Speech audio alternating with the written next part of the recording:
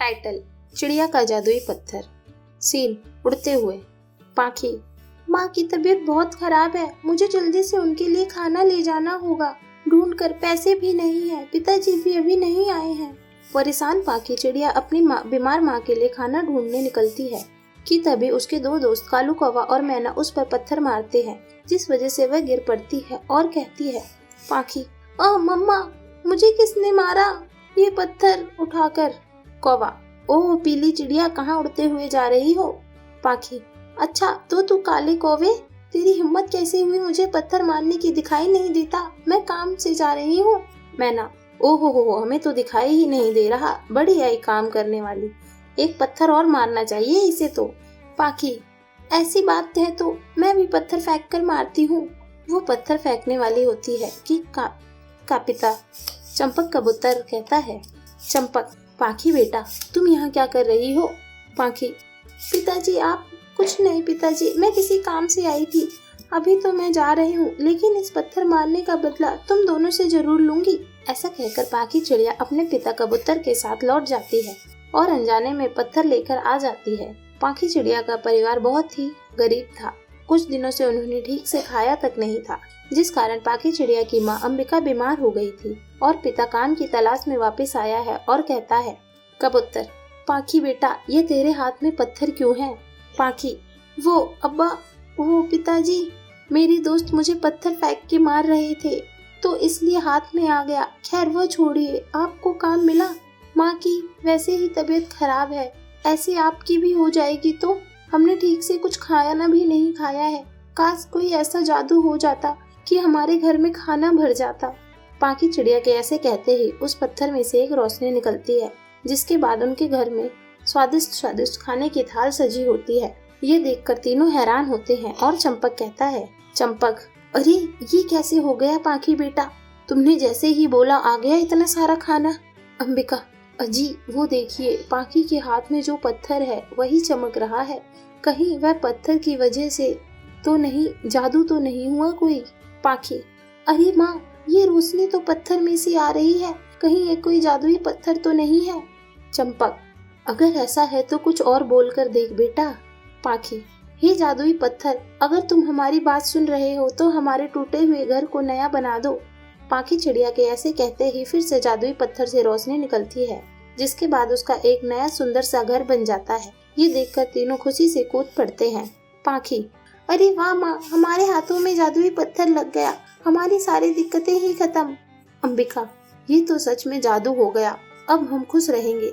पाखी के पापा, आपको काम ढूंढने की जरूरत नहीं है, अब आप अपना काम कर लेना, आओ साथ मिलकर खाना खाते हैं। चंपक: हाँ जरूर आओ।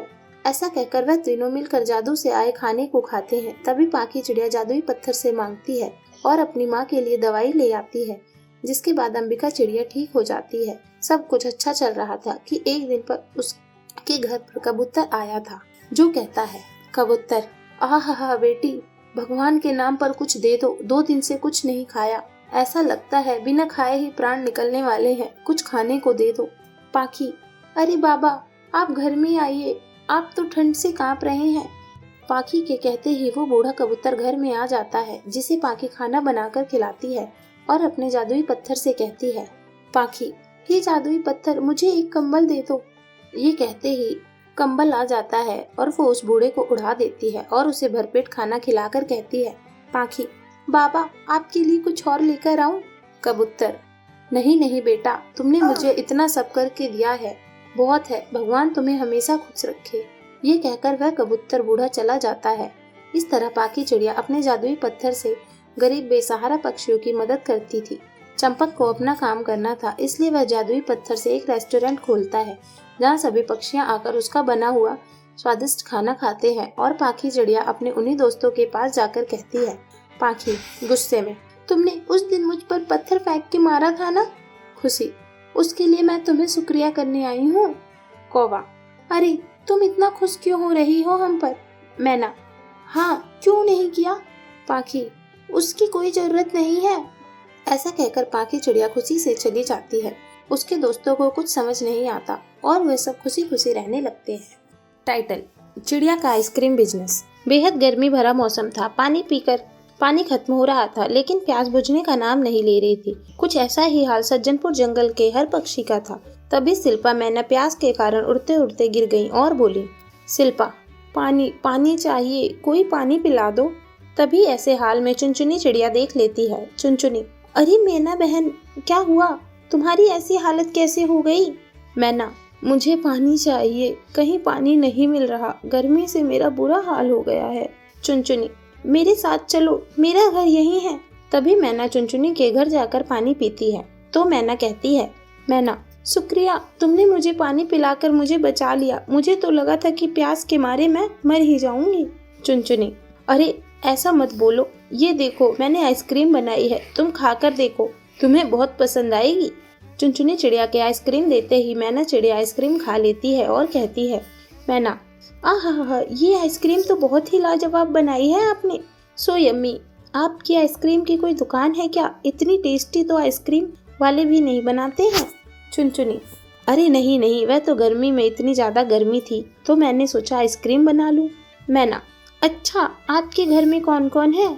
चुनचुनी, मेरे घर में मेरी बीमार माँ है और मेरा छोटा भाई रोहन है, अभी बाहर खेल रहा है अपने दोस्तों के साथ। और आपके घर में?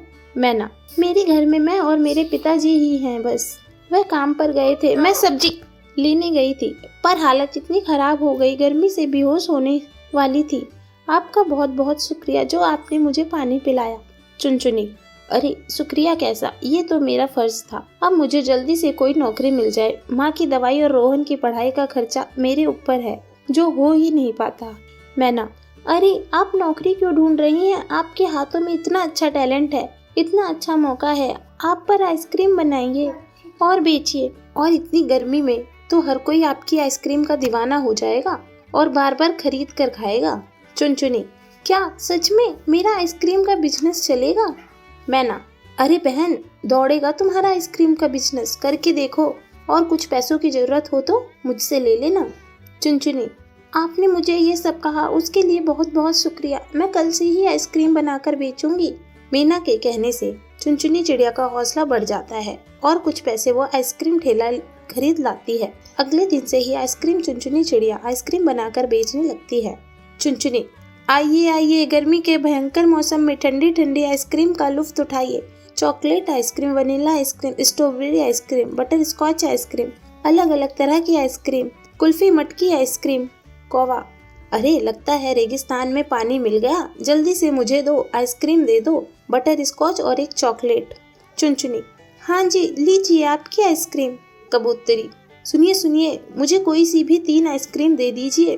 चुनचुनी, ये लीजिए, खाइए ठंडी ठंडी आइसक्रीम और लुत्फ उठाइए।